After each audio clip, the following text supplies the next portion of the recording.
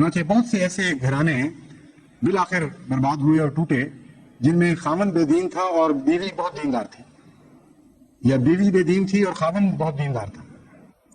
اللہ ماشاء اللہ یہ گھرانے قائم نہیں رہا کرتے، ان کی اولادیں بھی پھر تباہ ہوتی ہیں۔ کفف کا نہ ہونا یہ بھی ایک بڑی وجہ ہے بیاہ شادی میں خرابی کی۔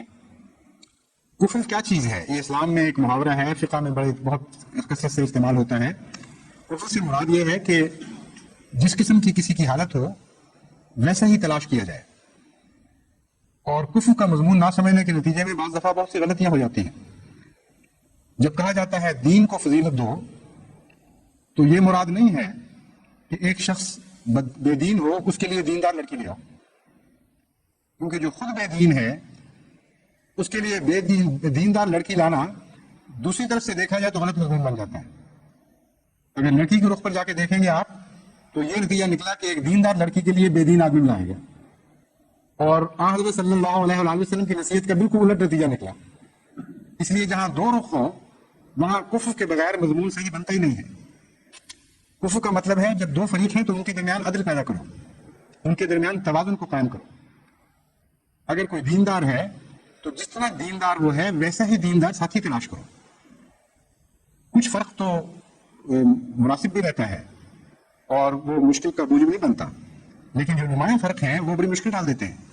چنانچہ بہت سے ایسے گھرانے بالآخر برباد ہوئے اور ٹوٹے جن میں خاوند بے دین تھا اور بیوی بہت دیندار تھی، یا بیوی بے دین تھی اور خاوند بہت دیندار تھا۔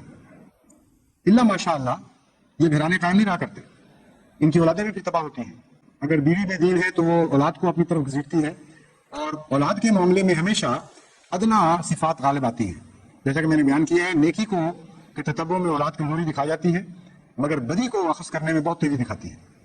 اس لیے ہمیشہ نتیجہ یہ نکلتا ہے سوائے اس کے کہ خدا تعالیٰ فضل فرمائے، اور اس کا بھی طریقہ بیان فرما دیا ہے قرآن کریم میں کیسے وہ فضل نازل ہو سکتا ہے۔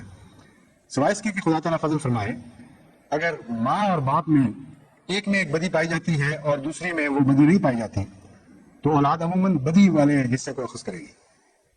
اگر ماں بے پردہ ہے اور باپ دیندار ہونے کی وجہ سے پردے کا خواہاں ہے تو اولاد بے پرد ہوگی۔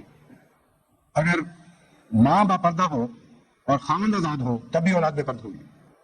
اس لیے کفر کو ایک بہت بڑی اہمیت حاصل ہے۔